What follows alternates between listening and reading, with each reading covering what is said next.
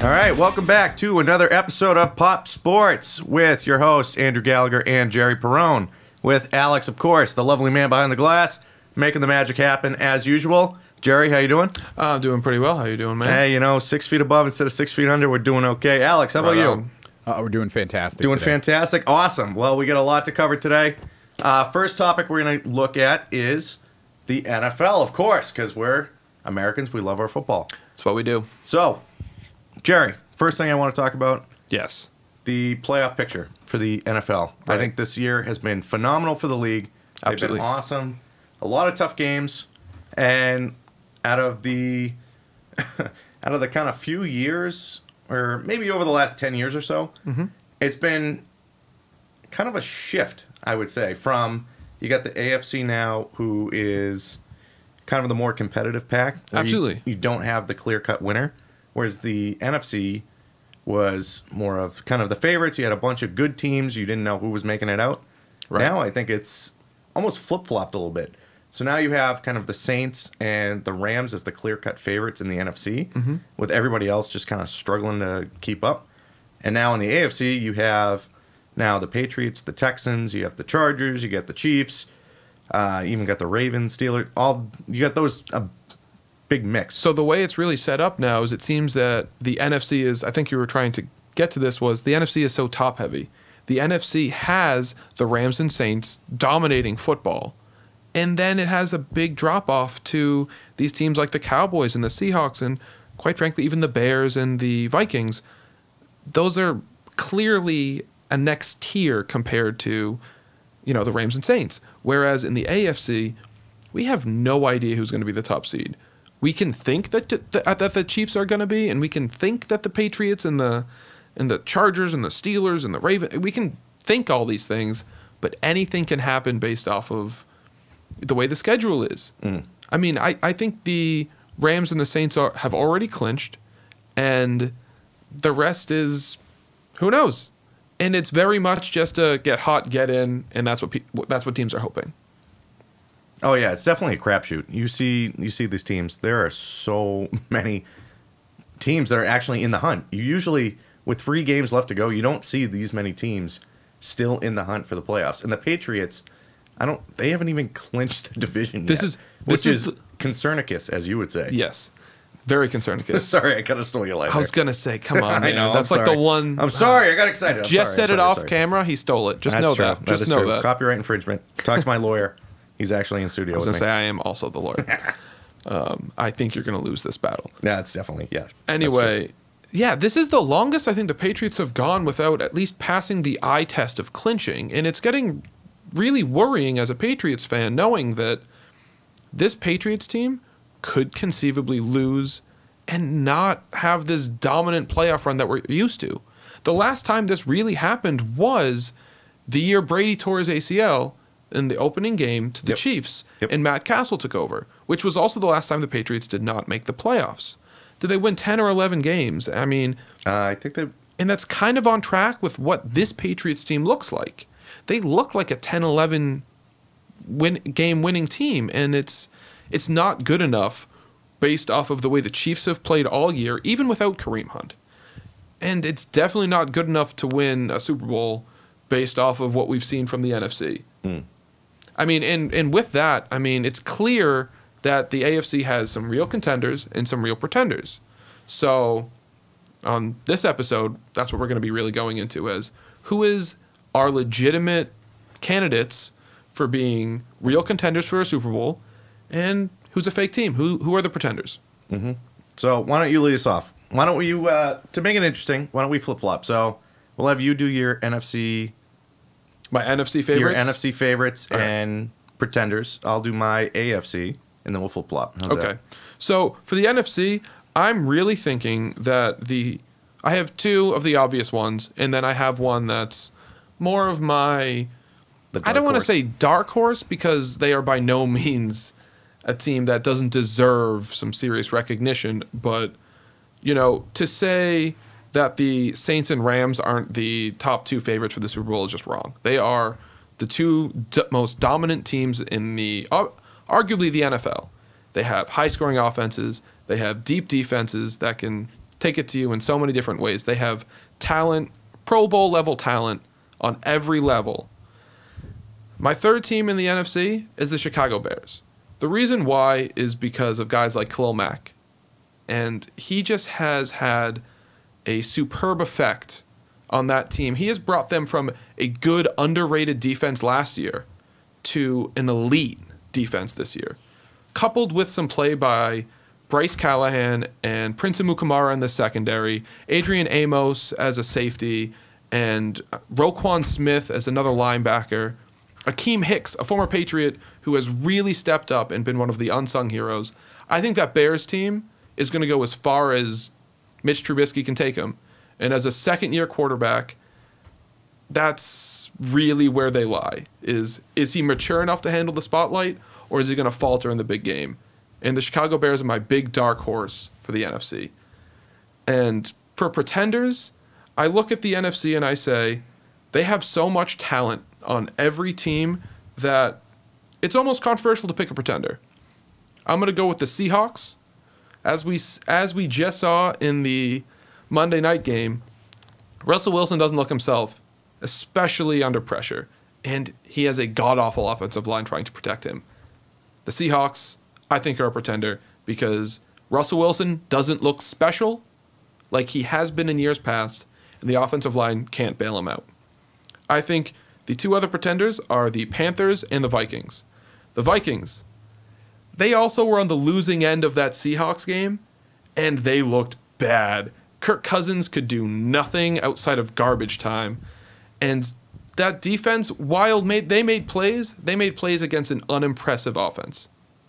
And the Panthers, man, Cam Newton, he has some brilliant moments. He knows how to rifle a football like the best of them. He has some Elway-in moments in that sense. But he has no touch, and he gets in these slumps where he just throws picks after picks after picks.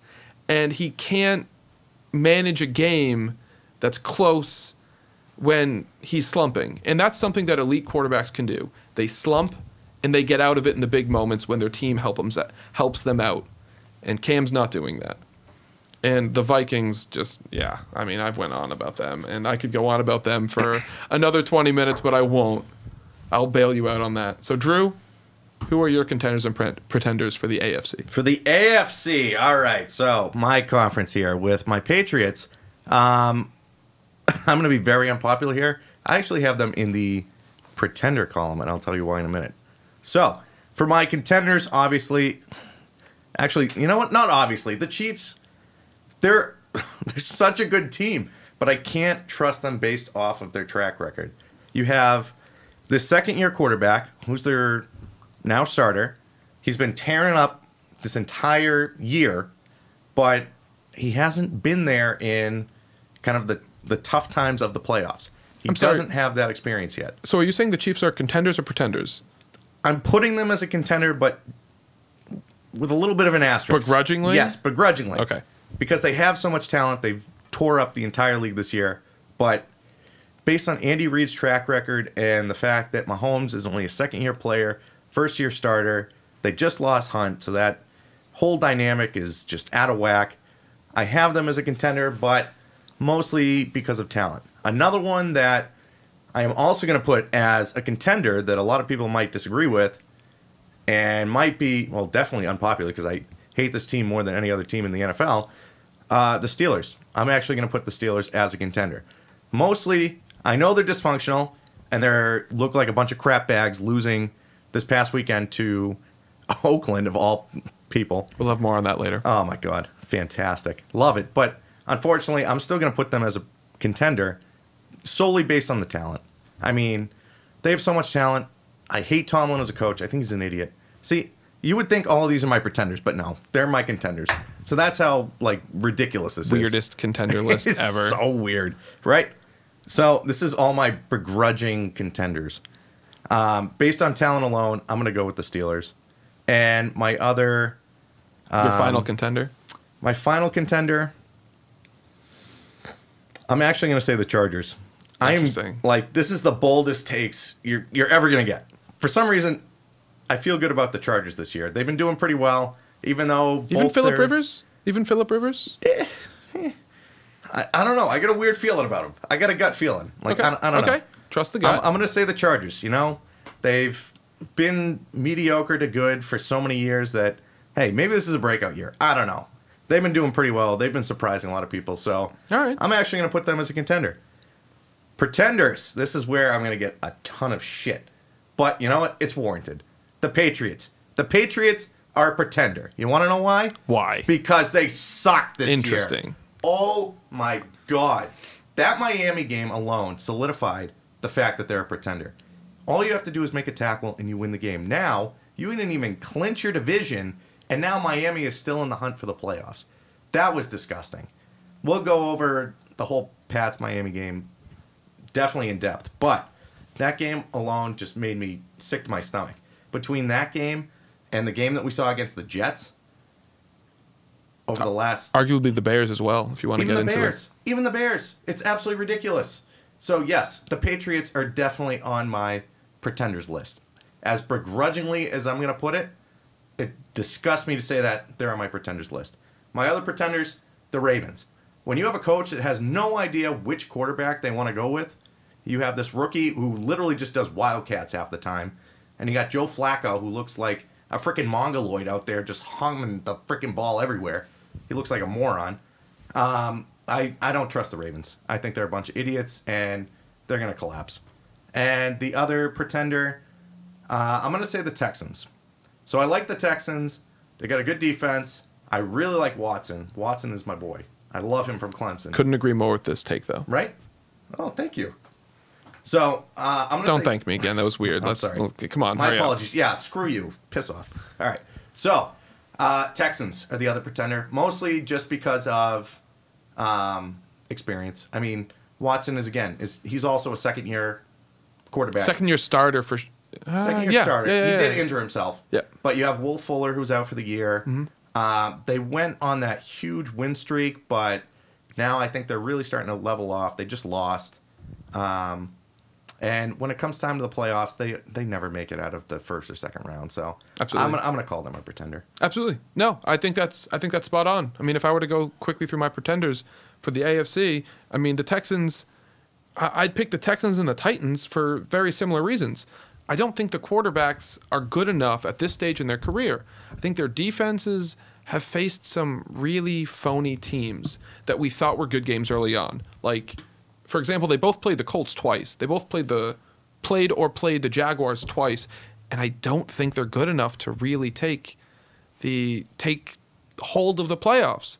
And these quarterbacks, they tend to be more on the mobile side, and they tend to be a little more indecisive when it comes to passing the football downfield. Watson had some issues earlier that he seemed to remedy, but he's kind of fallen back in this weird trend. Mariota has had some weird elbow injuries, some nerve-ending issues in his whole hand, and I think that's really going to come back to bite him because I don't think his arm is strong enough now because of those injuries. I think they've taken a toll. And quite frankly, my last pretender in the AFC is the Pittsburgh Steelers. I think the Pittsburgh Steelers are a bit of a pretender because I think they're getting a bit too dysfunctional. Roethlisberger missed a large chunk of the game against the Raiders, and they subsequently lost because Josh Dobbs is not a good enough quarterback. Who didn't see that coming? Not many people, because Josh Dobbs, it's like a fifth-round pick? Yeah. I mean, maybe. I don't know. Making that up. Played at Tennessee if you want to know that, but no one cares. The fact of the matter is, and you know what? James Conner's hurt. James Conner really asserted himself in that lineup without Le'Veon Bell. And without now James Conner, you're down to your third running back. You want to know who the third and fourth running backs are? Doesn't matter. Stephen Ridley's one of them, and that's all you really need to know about the running game without James Conner. And Antonio Brown had 35 yards last Sunday. That's atrocious. He's your best player on offense. Roethlisberger to Brown should be a guarantee 70 yards, 5 catches, and at least 2 end zone looks. Juju Smith-Schuster still had an amazing game, but it just shows the Steelers don't run through Juju. And the defense has been good. That Watt fella is okay. He has some decent bloodlines if you want to get into that. You saying they have bad juju? Shut up. Shut up. Sorry. But yes, and I feel like some of the issues off the field are finally coming to a head with that team. I feel like some other now my contenders for the AFC, I think there are 3. I think there are the Chiefs, I think there are the Chargers, and I still think the Patriots. My reasoning, outside of my homerism for the Patriots, is that guy, I don't know if you've heard of him, it's Tom Brady. Thomas Brady? Thomas Brady. He still has something. Whether we want to say he's getting too old, whether we want to say he can't run fast enough, or doesn't have anyone to throw to, he does a damn good job at getting the ball to no-name receivers and Josh Gordon and Rob Gronkowski. But Rob Gronkowski is half dead. Rob Gronkowski is almost a walking corpse at this point.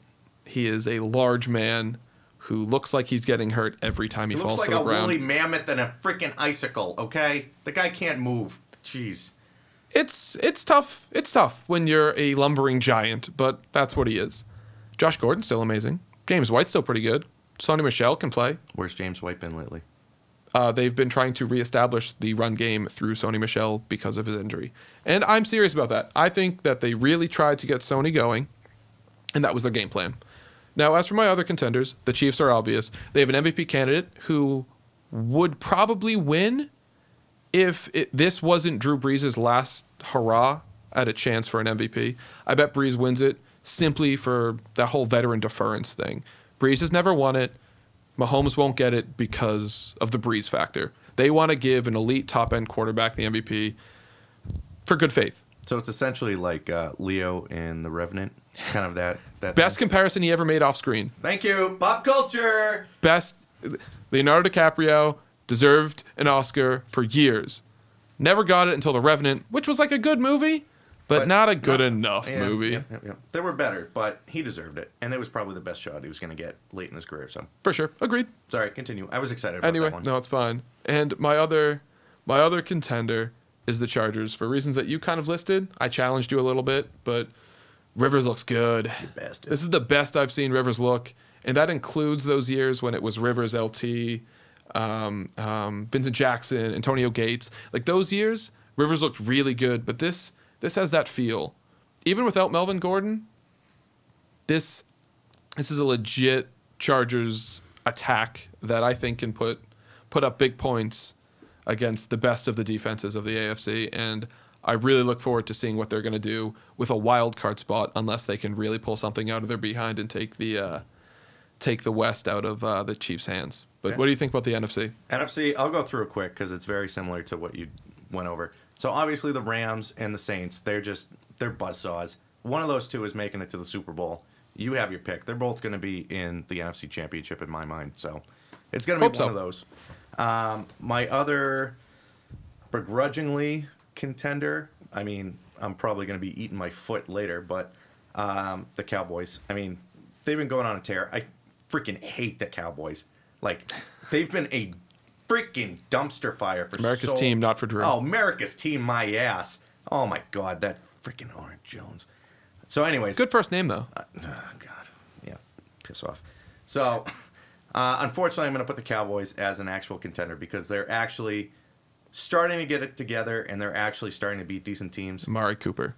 And I don't know where the hell this guy was the first couple of years, but he's made a resurrection. He made some deal with the devil because Amari Cooper actually looks like the first round pick that he was. I loved Amari Cooper in college. I think that's just shit luck that they got him for a first round pick and he's turned it around like that. So, more power to him. Half of life is luck. Credit Jerry Jones. Oh, don't give me that bullshit. And then the three pretenders, I'll go through them quick. Bears, I have no faith in that offense. I don't think Trubisky can handle playoff time. Granted, the Bears' defense is fantastic. Yes, they just beat the Rams, but can they do it twice? I don't know. I would put my money on the Rams. Vikings, I think they're pretenders. I was a big Kirk Cousins guy until I saw some stat where his record against winning teams is absolutely abysmal. I think it's like 4 in I don't even know, 20 or something. It's something ridiculous. So, yeah, no, they're out. And then the Panthers. The Panthers are a freaking joke. They got spanked by the Browns. I mean, the Browns. And Cam Newton is the Browns. First diva to throw somebody under the bus if something goes wrong. He's the first person to say, oh, yeah, by the way, bam, he's done. No. I mean, we saw him in the Super Bowl, that 15-1 year, and then he just crapped all over himself. Yeah, the Broncos' defense was phenomenal. And the receiving core this year is not great. They have Funchess and Moore. I mean, and Greg Olson's out for the year. Yep. I mean, they basically have McCaffrey and those two that they're Absolutely going to rally around. And they play the Saints twice in the final stretch. So, yeah, no. very true. So those are my three pretenders. So that's our pretenders contenders for the NFL with 3 games left to go. So right now we're going to take a break, and after that we are going to welcome our sports facant, if you want to call him that. Our hockey facant, you mean? Yes, that's what I meant. our hockey aficionado, Samuel Harrington. So we'll be back, and we'll see this message from Bellman Jewelers. Thank you. Buying an engagement ring can be stressful. There are so many different routes, and everyone is giving you an opinion on what you should do. At Bellman's, we are customer first. We want to educate you on what you are buying and help make the engagement process simple and easy. Our staff is not on commission, and our goal is to help you make the perfect ring in your budget. We don't sell fake warranty plans. We stand behind what we make. We have hundreds of engagement styles in stock, and if you can't find what you're looking for, we'll custom create it. We have the fastest custom department in New England. Bellman's believes in customer first, and don't just take our word for it. Go and check out our Google, Yelp, and Facebook reviews and see for yourself. Come by Bellman Jewelers and visit us on Elm Street in Manchester, right here in tax-free New Hampshire.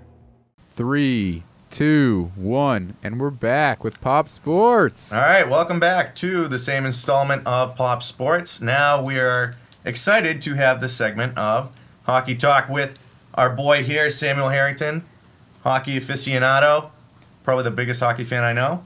Sam, thanks for joining us. Yeah, thank you for having me. Yeah, appreciate it. Jerry, you and Sam, you guys are really kind of big onto the Bruins. I watch them, I like them, but I would definitely say out of the three of us, you two are the experts. You're wearing the attire you should. Hey, you know what? Well, there it is. All right. I was trying to represent my boys, okay? Appreciate it. I'm sorry. So, why don't you guys kind of get us started? Sam, since you're kind of the big Bruins aficionado here. I'm sorry, that's my word of the day. I like aficionado. Apparently. Like, what do you want? I mean, word. yeah, go for it. So, I don't know. It was in my, I don't know. Whatever. SAT word, yeah, I guess It's so. my SAT spelling word, yeah. So, Sam, why don't you lead us off here? What are some of your thoughts on the first kind of third of the season that you've seen so far from the Bruins? So, some of the thoughts I have around the Bruins, and obviously I'm, a huge Bruins fan, and it's always good to see them, win games, but I feel like there's a lot of pros and cons, to the Bruins this season. A lot of the pros, I would definitely say, Halak, he's been a great backup goalie, got a, great save percentage and goals against. He's in the top 5 of the league for both of those categories. So, Halak's a great pro. The one thing that I was a little bit surprised about was the young defensemen. We've had, so many injuries. Absolutely. A lot of them are back. We have Moore back. Carlo's back. Unfortunately, Miller got hurt again. Mm-hmm. But I think Loizon and even Connor Clifton. I really liked how Clifton played. Connor Clifton was a wonderful surprise. I mean, I didn't really know of him as like a major guy in the system that was really developing into something, and he really he took some really nice shifts, and he played some top line even when we were at our most injured, I feel. But yeah, I mean, Clifton, I think you were just going through him, like Clifton, Lauzon, and that really helped with guys like Carlo and McAvoy, Miller, Chara, getting really hurt. But yeah, those guys stepped up. It's making that Moore signing look more and more, beneficial Ironically. for them. Oh my God. That was a fantastic signing. For the age that this guy is at. Is he 27? Is Moore 27, Sam? Yeah, he's definitely in high 20s. I think he's around 27, and he's getting paid, what is it, just in between like 2 to 4? I was going to say, Something like it's that? $3 million? Yeah, I think it's 3 and change. But yeah, I mean, the fact of the matter is, this dude came in as a good defenseman for the Devils, and he seemed to really acclimate well with a few different pairs. I don't think he's played with just specifically one guy consistently. He's been with Grzelcyk, he's been with Krug, he was with, I think, Carlo at one point. He's drifted around, and he's been one of the real nails of the back line. I think that's been a big hit for Chiarelli, or not Chiarelli, oh my God. No, we're not going back down We that were path. shitting on Chiarelli the whole afternoon, so no, not Chiarelli. Sweeney, I think that's one of the big hits that Sweeney had. Absolutely. Was, one, getting rid of McQuaid, and then you bring in a guy like Moore, who's just slightly above McQuaid's pay scale. And I think Absolutely. Moore is a more complete player. I think he's showing that this season. He's got a lot to like about him. He's got some athleticism to him, I think. He's a pretty good two-way defender. And as you can see, he can just kind of rotate with different bodies, and he's been looking good. The one thing about McQuaid was he seemed to be playing at the same level as Kevin Miller for a few years. And then Miller had one great playoff series, the one where we lost to the Senators. And I think that really separated the two of them because they were both physical, defense-first defensemen. And Miller showed a bit of an offensive side. They're both a little on the injury-prone level, and I think if we were to sign a defenseman that wasn't an elite Drew Doughty, Erik Karlsson, Brent Burns type, we needed to still upgrade. And I think that's what John Moore really brought to the table. He brought that same style of play as Miller and McQuaid, but just at least a tier up. And I think that's made all the difference in that grouping.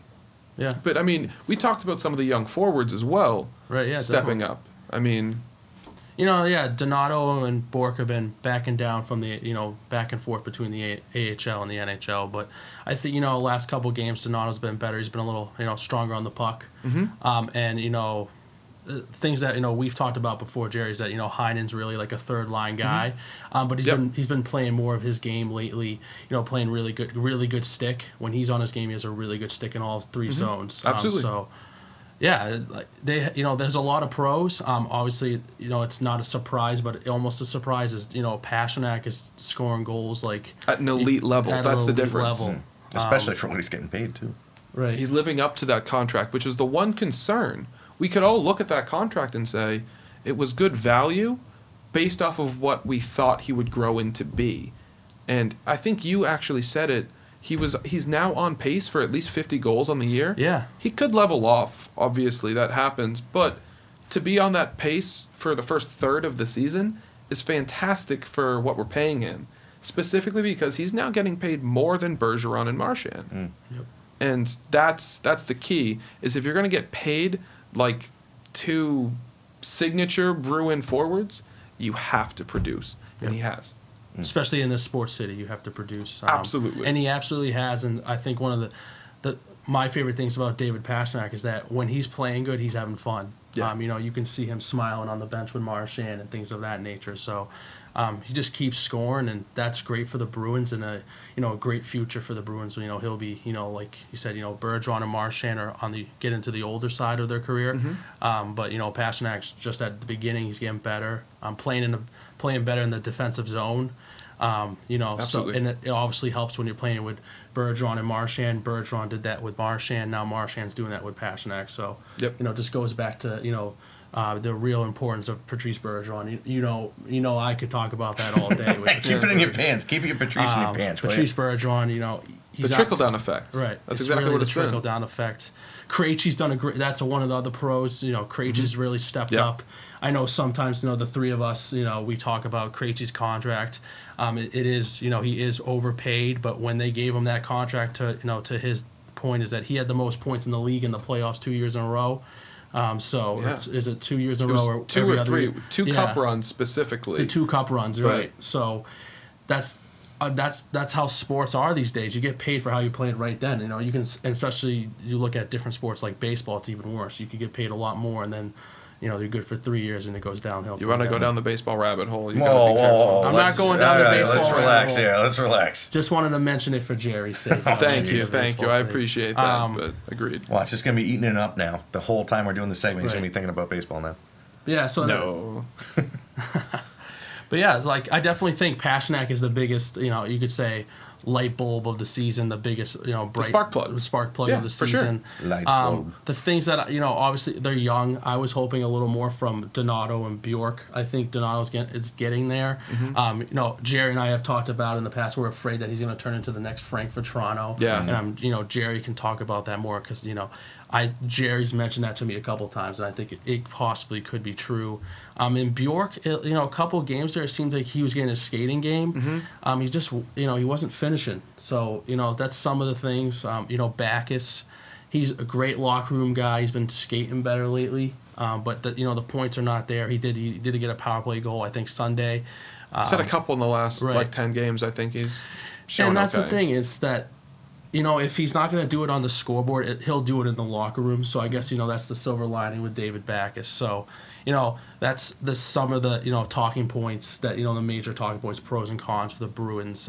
But the major thing that, you know, that I think about is like when you look at the Atlantic Division, you got the Toronto Maple Leafs. You know, the Bruins did just beat them Saturday night, but the Toronto Maple Leafs are so deep in talent. They have so much speed. They have so much skill. You know, when Matthews is out, they still won games, and when Bergeron was out, we really kind of hit a roadblock there. Yeah. You know, we were losing in overtime and things of that nature. Lost 3 games in a row. For sure. I don't think the Maple Leafs hit that much of a speed bump. They didn't really. Before we really get into the Atlantic Division, though, I wanted to bring up one other player you really haven't talked about yet, which was Tuukka Rask. And he had a brutal, absolutely brutal first stretch of the season. Yeah, he did. I mean, he lost 7-0 in the opener, and he had another 4-goal game, I think, early on. And then he had that leave of absence, too. And then he had a personal leave, but he really turned it around, and he's really got his goals against average back under 3. He's got his save percentage back up over 9. I mean, he's really starting to perform at a really good level for Tuukka, which for us as Bruins fans has been a bit of a polarizing player because he's always been good in games he didn't have to be good, and he's always been poor in games we needed him, be it in the playoffs, be it in the regular season primetime games or rivalry games, Canadians games we've all seen, but I think Tuukka's one of the real major turning points. Sorry about that. We had a few technical difficulties there, but our producer decided to mess up at a very inconvenient time for the rest of us. Why are you here? Yes. It was a highly produced mistake. Highly produced mistake. Excellent. Well, Still awful. Thank you for running the show. As we were saying, we were just about to talk about the goalie for the Boston Bruins, Tuukka Rask. Tuukka Rask. Woo! Well, Tuukka's been very good after he puked over himself to begin the year against the Capitals. But in all honesty, Tuukka's been pretty good. I mean, he finally got his save percentage and his goals against average into a really good. Yeah, as you can see, I mean, his goals against average, he got to 2.5. I mean, that's pretty good, and that's with some of those pretty bad losses to begin the year. He's really steadied himself, and he's one of the reasons the Bruins right now are in a wild card spot. If it wasn't for him, in addition to Halak's very good play at the beginning of the year, we wouldn't be in the spot that we're in. Yeah, I think, you know, the goaltending is the, you know, big factor of why we still have a wild card spot. You know, with all the injuries, Bergeron, all the defensemen, you know, Halak was at, like, you know, like Jerry mentioned, Halak was really more towards the beginning of the season, while Rask was having, you know, mental issues. You know, Rask has usually been known to get in his own head. But I think really Halak kind of, you know, helped him get out of that, get him out of that funk. So, yeah, I totally agree that, you know, the goaltending is one of the main reasons why they have a wild card spot. I was so excited when they made that Halak signing. I thought that was such an underrated signing. I loved having that veteran backup who's had plenty of experience in the league. Starting experience. Not Starting just experience. That's like, true. We've had a few guys that have come in, like a Chad Johnson and like even Anton Hudobin, who had experience, but Halak was the first starter, the first goalie we really picked up that had extensive, successful starting experience. And I really liked him even prior to being on the Bruins. I remember seeing him in different games. He was on some crapbag teams at times, but crappy Islander teams. Oh yeah, sure. No, he definitely showed his potential, and he's a solid goaltender, especially for a starter. And for us to pick him up on a fairly inexpensive contract for somebody who's still only 33. I mean, goaltenders can usually last a couple more years. He's only 2 years older than Rask, and yeah, he's been kind of an anchor of this team that has helped kind of generate this success early on in the season. Absolutely. Yeah, absolutely. I think one of the bigger talking points, really, like we saw it tonight, that, you know, the Boston Bruins are one of the least goal allowed teams in the league. Up with the Coyotes, we saw a couple other surprising teams, the Dallas Stars. For sure. And I think that really puts an emphasis on Halak because, you know, Tuukka really didn't play well at the beginning of the season. So if we're still one of the best for goals allowed, that really shows what Halak meant to the team, and it really I think going down the road, you know, having both goalies that we can basically basically alternate 2 goalies. That means we always have a fresh goalie if both of them stay hot. Well, do you remember a few years ago when Rask was teetering to 70 games played, when we didn't have a good backup before we got Hudobin? Right. And he just turned to mush in the playoffs, and he looked tired. He wasn't mentally there, and I think a lot of that was because he was just drained from so many good, tight games, back-to-back games in big spots all year. And he played 70 games or 70-plus games. Yeah. And Rask can't do that, quite frankly. And I think having someone like Halak who can anchor a game and takes the pressure off the defense from being perfect allows them to play their game. And I think everyone's a bit more comfortable when you have a second goalie who can rise to the occasion like Halak has. And especially if you look at the way their defensive carousel, words are hard. They're very hard. If you look at their defensive carousel through the injuries that they've had in this first third of the season, the fact that their goals against average is tied for first in the league shows a lot, I think, on the goalies as well. Because you have a lot of inexperienced players back there who aren't used to playing with one another or at the NHL level. And the fact that you're tied for, the best goals against average in the league, you can't just put that off on, all the other guys on the ice. I think the goaltending definitely is kind of very telling of that statistic. But it's clear that because they're a wild card team, that there are some really talented teams within their division, within their conference, and there's still some holes on this team. It's just clear that young defensive depth, and for the first time in, outside of last year with Hudobin, the second goaltender is no longer a concern.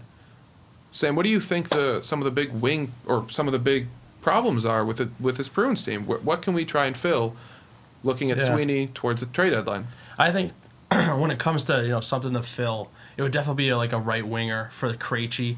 I know we give Krejci a hard time, but if you look at most of the games this season, he usually has 1 to 2 new wingers every game. Yep. The last couple of games, he's had Marchand and Pastrnak most of the game. But sometimes he has Donato, sometimes he has Bjork, sometimes he has Heinen, sometimes he has Nordstrom. So to Krejci's credit, it's hard to have that chemistry that that our top line has when Bergeron's healthy. It's hard to have that. So I think a winger, or maybe even bringing in a centerman that can be a winger. Some trade rumors have gone on about Nugent Hopkins from the Oilers. That's a big one. Maybe they'd be interested in Krug. Another one. Krug? The Oilers might be interested. Oh, in the Krug. Oilers. I'm sorry. Right. Gotcha. Yeah. So Krug could be part of that trade. For Nugent Hopkins and a few others, I know we talked about that, Jerry, and a few others were that I personally really love is Tyler Toffoli. Yeah. I'm not sure if the Kings are really at that point that they would want to get rid of a star winger like that. But I think if once DeBrusk gets healthy again and comes back on the ice and Bergeron's back, if we had Toffoli on the right wing with Krejci and DeBrusk, and then our top line, when the chemistry's there and when they're healthy and on point, they're the best line in the league, in my opinion. And that's not just because I'm a Bruins fan. So if we had those 2 lines, I really think our offense would be on all cylinders, and then we would have those, more of those role players like the Heinens and the Backuses that, Backus, on the 4th line hitting hard, and Heinen, Low pressure lines. Yeah, low pressure lines where, Absolutely. that's their role. That's what their role would be. And then another one that we've talked about is Wayne Simmons. We really like the way Wayne Simmons plays. The way I look at Wayne Simmons is that he's basically an upgrade of Milan Lucic. He's big, he hits hard, but he skates better than Lucic does. Sure. Lucic does have a lot of straightaway speed, but he's not very good with cutting and then No agility there. No That's agility. what Simmons can bring. Agility. Yeah. It's very agile of him. Yeah. There's no agility. He just goes along. Sorry. Just go along with it. But Wayne Simmons can score, so I really think Wayne Simmons could be. I'm not sure if that would work. Really, that's just my opinion based on how Lucic and Krejci played together. So I think Wayne Simmons would be a good fit that too. Especially because I feel like Wayne Simmons would play a really good game opposite Jake DeBrusk, similarly to your point that Lucic and Horton played, which coincidentally was the best line that Krejci ever had, was when he had Lucic and Horton playing on both wings, and he had those guys for a couple years. That's when Krejci really hit his stride, and that's when he was racking up all of those points. That he set up a lot of goals, but he also was scoring with those guys because it took some of the total pressure off of him. It seems that lately Krejci's been the guy that's been getting the rookies or the second-year guys or the guys with potential that they just haven't gotten there yet. And that's why I think going after a guy like Wayne Simmons or Tyler Toffoli or a guy I've always liked is David Perron. He's on St. Louis now. Kind of like the Kings are kind of in a weird, not totally in the playoffs, but not out of it. Yeah. If they decide that this isn't their year, I feel like Perron, I feel like Toffoli. And don't forget, the Kings already traded away Drew Pearson earlier in the year. So they may be looking towards shaking up that locker room. And Toffoli being a really talented winger, it would make a lot of sense to go to a team like the Bruins, who have a well-respected amount of prospects that maybe could entice the Kings. Yeah, and then another point, too, is I think, when it comes to getting another scoring winger, is that, right now, the first set of our power play, the first grouping of our power play has been doing really good, or at least decent even without Bergeron. But if we had a Toffoli or a Wayne Simmons, that would even give us more depth from a scoring standpoint with the power play. And we all know, especially once you get to the playoffs, the power play and the penalty kill is a huge aspect of winning playoff games. So I think that's another way of silver lining, looking at if we went out and got someone. So one of the trade rumors that I think we talked about off air was the Oilers were interested in Krug and DeBrusk for Nugent Hopkins. Is that too much? I don't want to get rid of DeBrusk. Simply, he's young. I feel like he's kind of hit speed bumps here and there, but usually, most young players hit those. Mm-hmm. Obviously, the Connor McDavids of the worlds, people that just fit right in. There are young players just like that fit just right in, and that's with everyone. Elite talent. But the one, I know it's a small sample size, but when you look at DeBrusk in that Maple Leafs last year, and in the playoffs, that 7-game series, he played hard, man. He just crashes the net, and he'll do everything in his power to score a goal. And I just think he's one, due to his background with his family, I think he just wants to be a Bruin and wants to be there in the playoffs. Me personally, I don't want to get rid of DeBrusk. That's not saying that I don't want Nugent Hopkins. Mm-hmm. That would make me less, accepting of the deal. Knowing the general manager there, which is a really important point. Oh my God, he is a freaking. Bolesky's playing really good for us lately. Yeah, just tell us how you really feel, Drew. Oh my God, that guy is so freaking out to lunch. It's not even funny. I freaking hate Peter Chiarelli. Oh my freaking God. For the uninitiated, you could sell that guy Drew hates Peter Chiarelli. A dime for $1. I swear to God, that guy is the biggest idiot. Oh, he drives me nuts. Anyways, like you were saying, Peter Chiarelli was the former Bruins general manager who infamously put the team in a very tough, to say the least, cap situation following a successful run with Claude Julien to get them to the Stanley Cup. And they won one, they went to another, and they did have some good sustained success. A lot of that was almost, would you say, in spite of some of his moves? Mm-hmm. And I feel like a lot of the moves he made didn't have immediate ramifications. They had some effects that tended to linger. God, I hate him so much. So he looks like he knows what he's doing right here. Oh yeah. Definitely. I swear to God, my 4-year-old goddaughter would be able to put a better freaking organization than that idiot. Is it me, or does he look like an angry gopher? He does. He does look like an angry gopher. I don't remember him with the mustache, but it just makes me even more angry because he just looks like even more of an idiot with the mustache. God. Well, anyway, some of the moves that he made involved some bottom six forwards that got severely overpaid, like Chris Kelly, like Rich Peverley, like Danny Pye, like Greg Campbell. Mm-hmm. And he made some very interesting moves with guys like Thomas Caberlet and Joe Corvo and Adam McQuaid's contract, trading away Tyler Seguin for minimal return, let's say. Louis Eriksson was the big guy that just floundered. Yeah, but wasn't Sagan's attitude terrible? Wasn't that the reason? For a player of that caliber, you deal with it. You figure it out. Or you get some elite talent back. That trade was infamous for trying to trade a true horse for a couple ponies, and it really bit us in the backside because of it. Who did he get in that trade? Louis Eriksson, Matt Frazier, and there was one other player Don't that even remember. It's Riley basically- Smith. Which Riley Smith had a good year. Louis Erickson had statistically an okay year, and we ended up flipping Riley Smith for Jimmy Hayes. And as Bruins fans, we all know that Jimmy Hayes totally floundered with the Bruins. Yeah, so overall it was terrible. Yeah, oh yeah, it was just god the awful. board. Also, I Yeah, think oh, I'm yeah. an idiot. I think I messed up my burn of him. Never mind. Also, the thing I believe. What was your original burn? Where are we I at? think I was saying you could sell him a dime for $1, but I think I said he could buy a dime. I don't even remember. No, you said it right. Oh yeah! Woo! So, Good for me. the Sorry. moral of the story is Sorry. Peter Chiarelli I swear I'm kinda not that sucks. dumb. I'm not that dumb. Yeah. But yes, moral of the story is a banana sundae probably has just as many brain cells as Peter Chiarelli. So Yeah, and he's the one. I believe he's the one who did Brett Connolly.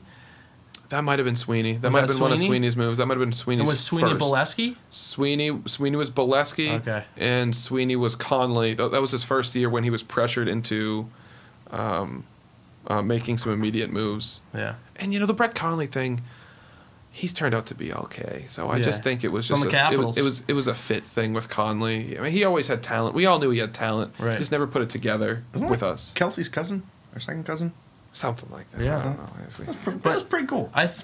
Back to that. Yes. I don't know. I thought it was cool. Back to that point, Jerry. I think with the right fit. I'm not sure. I haven't paid much attention to Riley Smith this year, but he played pretty well for the Panthers. After He had a good follow-up year, and no, I think he actually floundered with the Panthers as well. He had a good year with the Knights because they exposed him in the expansion draft. correct. Actually, the Panthers messed up royally because they ended up letting Marchessault and Smith go to the Knights for peanuts, but that's a different conversation for a different Right. day. Anyway, Chiarelli sucks, and we could fleece him. We could be on the Oh my other god, end. that would be and that's- so nice for a change. That would be awesome. We've seen That'd be some awesome. So terrible awesome. moves by Chiarelli over the years. Hopefully And it he'll would be make one really more. nice. It'd be really I nice know. to see one more just putrid Chiarelli trade, except we benefit from it for once. Oh my and God, I'm that'd be so excited so about the nice. opportunity for that. Oh, the Just big trade. crew for a bunch of peanuts. The big trade. Just see if you can do it. The big trade he made for the Oilers was he traded away. Oh god. Do you remember who he traded away? He traded Adam Larson for Taylor Hall, or traded Taylor. He Hall for traded Adam away Larson. Taylor Hall for Adam Larson. Yeah. Adam Larson's a good defenseman. He doesn't really have any weak points. Just a good defenseman. Taylor Hall won the Hart Trophy last year. He was the MVP of the league. He was fan-freaking-tastic last year, and he has been good to great the previous years since his trade. I think he lost that one. So he traded the top 2 picks in a draft with 2 different organizations. Sagan was the number 2 pick, and Taylor Hall was the number 1 of the same draft. Was that 2011? Anyway, it was either 2010, 2011. Yeah, that time frame. He ended up trading the top 2 players of that draft and lost both trades, which is just outstanding. It is just god-awful that this man still has a general manager job. Brain of an ice cream sundae. And he could be ruining pathetic. one of the staples of the NHL and the Edmonton Oilers. And they he could squander that. They had such a big ceiling with the talent they had. He also gave Draisaitl an annual value on his contract of $8.5 million. Draisaitl is not as good as Pastrnak. It's just plain and simple. They're pretty close, but Pasternak's still head and shoulders better than him. Pasternak's making 6 and change. Draisaitl's making 8.5 over. Let's say the years are about the same. That's just So stupid Draisaitl's money. making $2 million more Exactly. a year. Stupid it's- money. And it's just a long-term amazing. deal too. It's amazing. He's going to put the Oilers in cap prison again. Oh, he also traded for Milan Lucic again. Or he either traded for or He signed re-signed him to a and he has- stupid contract. He's making $6 a year for I think 4 more years. Yeah, he's essentially about making that. what Pasternak's making. I did not know It's something like Lucic that. It's was something making that 4 much. years, 3, 4, 5 years, something like that. It's $6 million a year. You know what? It's amazing. You know what I want for Christmas? Jerry? Amazing. I want the Canadians to hire Peter Chiarelli. That would be the ultimate Christmas present. I would return How? all my Christmas presents. The Canadians hired Peter That would be Chiarelli. so Pretty awesome. epic. Oh my I god. would return all my Christmas presents. He would just throw money. Just Oh my god, that'd be so fantastic. you get a fat contract. You get a fat contract. You get a fat contract. It'd be amazing. And my there's God, it's so one good. quick more point about the Oilers is that, if you look at it, Chiarelli could be wasting what McDavid is bringing to that team with the people he's putting around them. Like, just imagine if they kept Taylor Hall. Oh my If they God. had Taylor Hall and McDavid, That'd be that's insane. like Malkin and Crosby, Yeah. if you really think about it. So I think that's a great comparison Especially to make. for McDavid, who is often compared to Crosby. McDavid is either better than or equal to Crosby at this point. I mean, it's just a foregone conclusion that those guys are 1 and 2, 1A, 1B, in whatever order. And you're not really going to get too many disagreements from hockey analysts or true hockey nuts. And he traded away what was probably the best chance to give him his Robin. He traded away Batman's Robin for nothing, essentially. Someone who can't help arguably the most talented player in the NHL get to the playoffs. They missed the playoffs last year with arguably the Playoffs. most talented player in the NHL. Playoffs. You kidding me? Playoffs? With Chiarelli? Playoffs? Sorry. I'm sorry. That's just what it is. Playoffs. It's shocking. Freaking Chiarelli. And that's the state of the Bruins and the Oilers Damn in a ice cream nutshell. sundae. But Piece of crap. speaking of the NHL landscape, we also know that there will be a 32nd team added in the, is it 2021? Yeah, 2021-2022 season. Yep. Please let's talk about this again. Yeah, it's What should they name? Oh, the you team? mean talking about the Krakens, right? Yes, The please let's talk Krakens? about the I names again. have some bad news on that front. I heard the Rainers are actually gaining some support. Get out of here. I swear. Absolutely not. Why don't they call them the Rain Raiders, Men? That's awful. No, that's not a hockey team. The That- Rain told Men. you. I told you they're gonna mess it up, man. They're gonna mess it up. In my opinion, it should be the Kraken, Yes. or the Totems, because the Totems were a team that were in Seattle some years ago, and The Metropolitans were too, and I don't want them to be the Yeah, Metropolitans. I do like Totems. Totems is kinda cool. But the thing with the Totems is What does that have to do? Because the Totems also, there's a big like Native American presence around that totem area. poles. It's from totem From like poles. totem poles.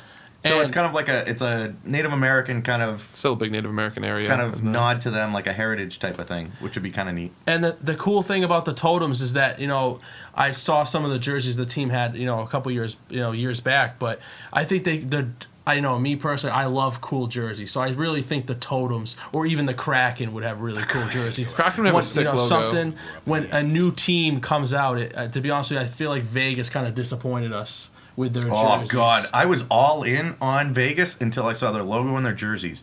They're the freaking Spartans. Will people stop calling them the Knights? They're the goddamn Spartans. No one It calls is them the Knights, so they call them the Golden Knights. Ridiculous. Oh, Yeah, they're the it's even Golden worse. Knights. You can't even call them the Knights. You got to call them the Golden Knights. Well, they're golden. They're Spartans, so it doesn't matter. The helmet No, is that it's of a sparkly Spartan. though. It's yeah, they have irrelevant. sparkly jerseys. It's that are irrelevant, gold. and their jerseys suck. They do suck. Obviously, This the bright yellow graphic and red and all designer. that crap. They messed up the color. Yeah. I know they graphic didn't even get the designer color for the right, and Knights it's are not- sparkly. Why not is it good. sparkly? There's no sparkles in hockey. I know. I don't like that. There's no sparkles in hockey. I found a new list of names. I got where you were going. There. Pull up. The Let's see Seattle. it. Oh, good call. Yeah, let's pull it Good up. call, guys. Might Let's help. do this. Ooh, The Seattle Grunge, That makes sense, but I don't like it. No. Seattle Neon Warriors, no, Seattle Grinders, generic. Thunderwolves, No, Skyscrapers. That What? doesn't even make sense. No. That doesn't even make That sense. is That's awful. messed up. actually, pilots make sense. Boeing's out of there. Seattle Thunder wouldn't even be that bad. Yeah, it's a knockoff of OKC. Kraken. Oh, the Sasquatches, Sasquatchers. Yes. Sasquatches would work. I like Yes. that. I like that. That's pretty cool. Nighthawks. Thunderbirds. I'll take Thunderbirds all day. I like Thunderbirds. I actually said that before Oh, I saw look. the list. Look, Steelheads. Oh, Steelheads. I can't yeah. look. You got rid of our screen for it. Metropolitans. Metropolitans. Metropolitans. Reading's hard, man. I get it. Skyline? It's fine. How about the What? Steelheads? Well, it's a type I of still fish. like the Kraken. Oh, really? And the Yeah, Totems. steelhead's a type of fish. Dude, it Oh, says it alright. on the first line. Oh, I'm not Steelhead is reading. Washington State fish. It's the first line of Oh, that. it's their state segment. fish. That's a serious fish then. Well, I won some trivia because I didn't even know it was listed there. I just knew it. Sorry, I was just patting But- myself. I'm so proud of you for knowing Thank a you. random tidbit about Washington. Hey, you know, everybody's got their niche. I'm so I proud don't of you have for one knowing yet, fish. but I'm trying. I don't want the team name to be Seattle Grunge, but just as a rock and roll fan with Seattle bands, that is, that's I have It respect makes for that. sense because But I wouldn't it's, name the yeah. hockey team Seattle Grunge. But when you go back to Kurt Cobain and Chris Cornell and was gonna Pearl say. Jam and all those, I see why they're coming up with that, and that's cool if because from rock and roll fans. Right, but right. it's not. I don't think it's meant for a hockey team. Agreed. How about you guys want to hear some of the ones Twitter came up with? It should be I Seattle would love Spitfires. nothing more in life than to hear that. All right, Seattle the Seattle Spitfires. Meg Ryans, Nice. the Seattle Javas. No. Because of Big Starbucks? coffee, yeah. Yeah, Starbucks and Amazon is out there, so I wouldn't be surprised if someone's going to say Seattle Amazon. Seattle Road Closures, I get it. Seattle Coffee Budget. Wow. Clever. Some of these are terrible. These are Yeah, awful. Twitter really let you down there. They are didn't it, really huh? letting me. Wow, that's all this whole. This is terrible. Did a lot of preparation for this segment. Thank you very much. Seattle Fraser Cranes. What the f- What Okay, is now that? I think they're just messing with you, buddy. This is on Some grade A trolling right ESPN. there. Well, yes. Well, Or, that I'm tells you sorry, something. this is on USA Today. Oh, Okay, well, that's might not, be that's more. a that little also different. tells you something. Yeah.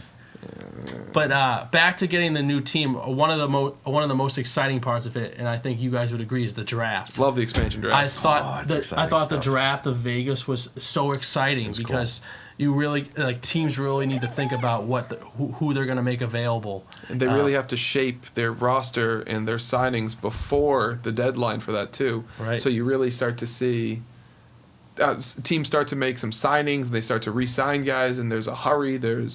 And some teams even delay signing guys until after the draft. So that's where it gets really interesting as well. Is you do get some players just go unsigned until after the draft to protect their rights, and it gets really interesting. Yeah. I have the Vegas odds on the names. All right, oh let's boy, go. I'm scared. The Totems is minus 105. The Emeralds is plus 400. That's not bad. That's not bad. I actually don't Not mind the bad. Emeralds. That's fine. Seattle Emeralds. The Rainers are plus 700. Oh God. The Told you. Sockeyes are plus 700. I also Isn't that think also a that's a fish? fish. Yeah. I knew what's up Sockeyes with was a them fish. fish. They love fish there, man. They're There's a like lot right of- on the coast. Yeah, but if It's you're a gonna do big, if you're gonna do something to do with the sea, do the Kraken.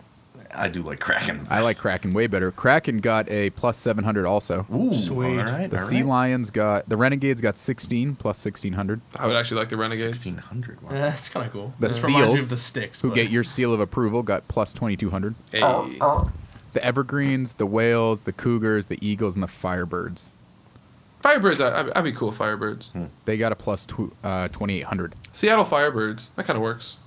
So Vegas is actually taking bets right now on the Of course name. they're taking bets. They How take do you bets for not everything. choose the Kraken? That's so badass. It is frustrating, but it looks like Totems are Totems are the favorite. the favorite. It's not bad if you, as long as you have a good logo, you can make that work. Yeah, but what if it's just like That's a great mascot. the What, the top from totems? Yeah, Inception? what a Guys, great dude, mascot. Yeah, the Yeah, Native Other than jerseys are- Kraken. Right. Still Sasquatch not would be, better than Kraken. Sasquatch would be pretty cool if you just get the guy Man. from the beef jerky commercial. Yeah, I would. like that'd be I was that'd be pretty literally gonna say cool. that. Seattle That'd be pretty Sand sweet. Do they already own a stadium? They're building it now. Jack Like a Link's? $600 million. Jack Link's. Oh, does Jack Link's have a stadium? How great would it be if that was the Jack Link's Jack Stadium Link's with the Sasquatch? Yeah. That That'd would be pretty actually dope, be. actually. Come on. That- No, it's either going to be Starbucks or Amazon, or Boeing. It's going to be one of those three that's going to Oh, own that Boeing's stadium. a sneaky one. Yeah, that's a Damn. good point. Boeing's a sneaky Boeing. Why'd you Boeing gotta is- ruin? Don't Why'd they you gotta already have ruin a the stadium? one. I moment? know, Drew. Boeing has been a staple in Seattle since like World War II. Boeing has a okay? stadium? Don't they already own the naming rights to a stadium? I don't know. That's I don't probably think why so. they're I don't saying. know, tech guy. Why don't you look it up? All right. That's probably why they're saying Thank you. Seattle Pilots is an option, maybe. 'cause See, of I Boeing. think Spitfires would be kind of cool. Spitfires. Yeah, Is that 'cause- on there? Is that what's No, that? No, I'm that's just saying, Drew. it'd be cool. That's just Drew's No, idea. because it was a what? No, because it was a type of fighter Alright. plane in World War II, and because Seattle and Washington is such a big hub for No. manufacturing of planes, I think it would sound kind of cool. Apache I helicopter. like the, I like the alliteration. No, it makes sense for sure. I was thrown out because I thought you were like referencing one of the ones on the list, and I was like, I don't remember that. Oh boy. But yeah. The CEO of Amazon has a huge investment in the new NHL team. Bezos? Yeah. That makes sense. Yeah, well, he's also the CEO of Amazon. Yeah, I was gonna say. So not is it gonna be the surprising. Seattle Amazons? Amazonians? You could probably make it work. Seattle Prime? There you Free go. shipping. It's gold. So, any concluding thoughts on the NHL that you want to lead us off with, Sam? Yeah, no, I just think the Bruins are hopefully going in the right direction. Last couple games have seem to be going in the right direction. Bergeron and Chara have started to skate. A couple things we talked about earlier is look for maybe a new winger, a new centerman to kind of beef up the top two lines. When you look at the rest of the tops on the Atlantic Division, the Maple Leafs and the Lightning have more depth than the Bruins. For sure. So that's something that we need to look into. But it's still there's exciting team to watch, especially like we mentioned Pastrnak, very exciting young star. So we'll see how the Bruins do. The NHL is just getting better and better ratings, and then we'll see what the Seattle team is in a couple years. So that'll be exciting. But I'm excited to see what that name's going to be. Yeah, for sure. Jerry, any quick concluding thoughts on the NHL? Quick concluding thoughts. I really hope Peter Chiarelli messes up another big trade, and I really hope the Bruins are the beneficiary. Yes. That's all I got. That's what I'm talking about. I'm just glad we have Halak as a solid starter who's had experience in the league as a starter to have as a backup plan. I mean, Hudobin was great last year, but I think it's really good to have somebody of Halak's character behind Rask in case he has another one of his typical kind of brain farts or craps himself in big games. For sure. So I'm really glad that they have him, and hopefully they keep staying afloat while all these guys are injured, and when they come back, maybe they have a shot to, get past the first round. And I like it. Chiarelli's, a freaking meathead, so maybe we'll get Nugent Hopkins for a trash can. Who knows? Yeah. The one thing we didn't mention was Jamel Smith. We picked him up off waivers. So he's looked like he's playing hard on the puck the last couple games. He's not going to be anything special for the Bruins, more of a third or fourth liner, but it'll be exciting to see what he comes to, what comes with that pickup. So, Well, Sam, thank you for stopping by, giving us some of having me. those insights. So that is our Hockey Talk with Harrington, this segment of Pop Sports. Sam, thank you, Appreciate as it. always, for coming in. Thank you, Jerry. All right, Have we're a going to good take a quick break, and then we are going to conclude the show with the highly anticipated trailer that finally dropped, which was Avengers Endgame. So we'll take a look at that, and we'll give our thoughts, and that will conclude this episode. So we'll be right back. Julie means more to me than anything. And I wanted to ask you, before I ask her, may I have your permission to marry her?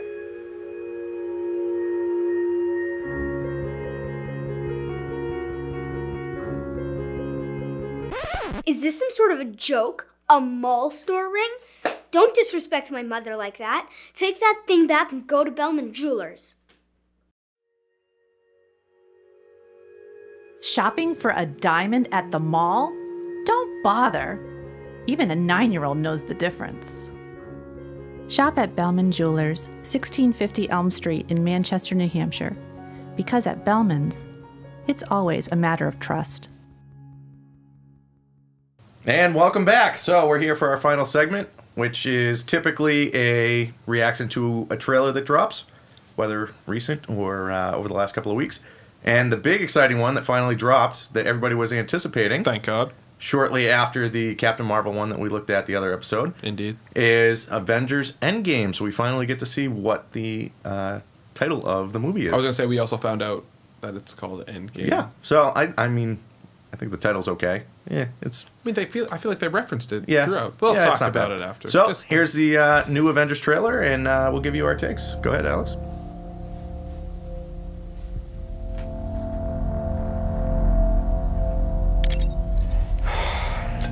Stay on. Hey, Miss Potts. If you find this recording, don't feel bad about this. Part of the journey is the end. Just for the record, being adrift in space with zero promise of rescue is more fun than it sounds. Food and water ran out 4 days ago.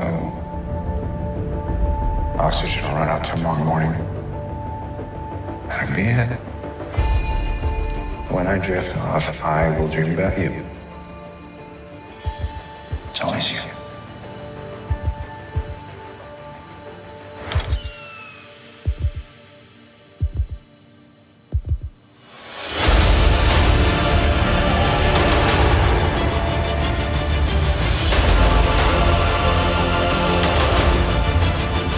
Thanos did exactly what he said he was going to do. He wiped out 50% of all living creatures. We lost, all of us. We lost friends, We lost family. We lost a part of ourselves. This is the fight of our lives. This is gonna work, Steve. I know it is. Because I don't know what I'm going to do if it doesn't.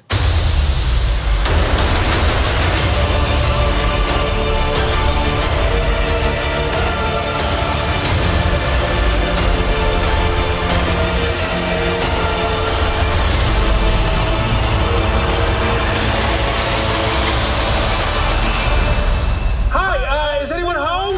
This is Scott Lang. We met a few years ago at the airport in Germany. I got really big. Is this an old message? Ant-Man, I know you know. I know you know that. It's the front door. That's me. Can you buzz me in?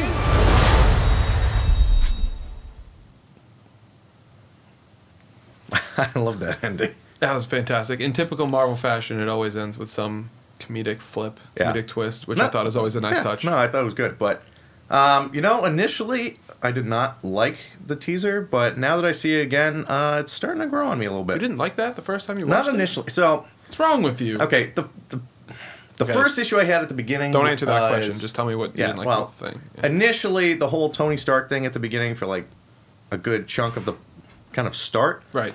I thought you could quickly just kind of have him tapping it. You see he's recording, and then you could show kind of like highlight different things in the movies that might be coming on as you hear his voice in the background. Mm-hmm. You know what I'm kind of going with that? Yeah, like a bit of a montage. Yeah, kind of like a montage of like almost. As he's giving that kind of sad monologue. You see this montage of like sad reactions and stuff from some of the different Avengers that are still alive. Yeah. So I thought that was a little too drawn out. But afterwards, kind of going through it, I thought they did a really good job. Like between Black Widow and Captain America, I thought that was great. Kind of the dialogue between the two. I thought it was Hawkeye was just stole it too. And that was very interesting because I had no idea what was going on with that. Him standing over that body with a massive sword. I mean, now he's got sword. So I'm very curious to see where that goes. It looks like he's almost like a broken man. Yeah. So and he's just like warped, which I'm into. I mean, I think that's going to be really cool to really explore. How crazy is it that Hawkeye, based off of everything we've seen in all of the previous films, is just like a standout? That's true. Yeah. How often do you see Hawkeye as like this big, oh my God, it's Hawkeye. Guys, I can't wait to see Hawkeye in the new Avengers movie. It's like, dude, like, I'm a wicked Hawkeye guy. Just saying. He's a badass. Yeah, you wish. No, but I mean, I thought it was, overall, for a first initial teaser, I thought it was pretty good. The end with Ant-Man there, I'm kind of curious, where the heck did he come from? Last time we saw him, he was in like the quantum realm, so I have no idea how he gets back. Spoiler for Ant-Man and the Wasp. Oh, but sorry. Then again, if you haven't seen any of the movies, you wouldn't get it. Yeah, so whatever. So screw it. Yeah. So that'll be interesting. So I'm curious to see how he kind of got out of that whole conundrum. Mm-hmm. I thought that would be kind of the start of Endgame. Yep. Seeing them kind of finding him and getting him out. Or that Tony scene. Or the Tony scene, yeah. But overall, I thought it was pretty good. Something that I did really like, even though it was really quick, was showing the Thanos kind of armor. Hung up and everything. Hung up. So it kind of shows... See, this is me getting too deep because my inner nerd's coming out. But kind of that... It's showing that, he accomplished what he was doing. He's hanging it up. Like, he no longer has to fight because he's, accomplished his goals. Succeeded his mission. But yet, that was the one mission he had. Right. But he still has it there. So you know that he still has that armor. Just in case. Just in case. Right. So it's kind of that cool kind of foreshadowing where it's like, yeah, now he's accomplished his goals. He doesn't need it. But he's keeping it there because he knows that there's still probably going to fight coming up. So I thought that was kind of a nice little tidbit.